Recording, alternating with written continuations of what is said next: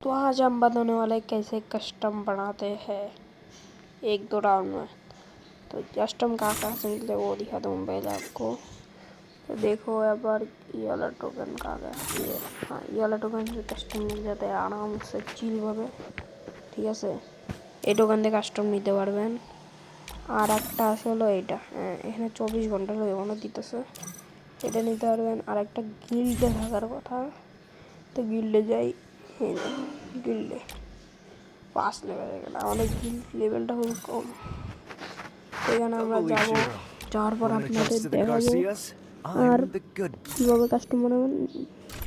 এর একটা free custom থাকার কথা বলার পর আচ্ছা অন্ত আমি নিয়েছিলাম ফ্রি কাস্টমার থেকে, ডেলি দিতেছে, তো ডেলি ফ্রি কাস্টম তো দেয় কিন্তু পাইতেছি না কেন,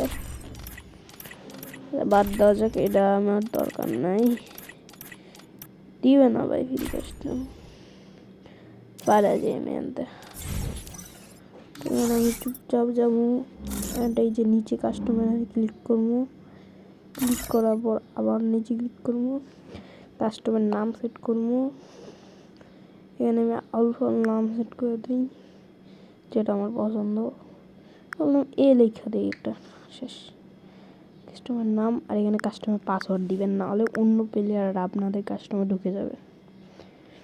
মানে আমি 2 খেলবো, ঠিক আছে। তারপর আমি নিচে যাবো, কয়েনটা এই যে এটা অফ রাখবেন সবসময়, নাহলে আপনার আনলিমিটেড গুলো হবে না।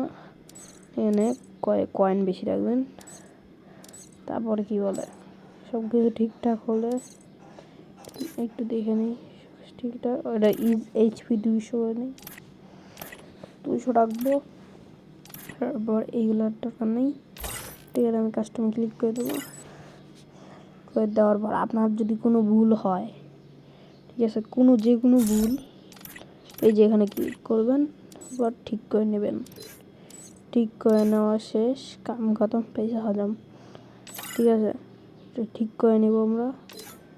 অবশ্য আপনার ফ্রেন্ড, এটা কি আমি একটাও ফ্রেন্ড অনলাইন নাই আমার, খেলবো কি আমি, তা আমি এখান থেকে বাড়ায় যে আমার কোনো কাজ নাই।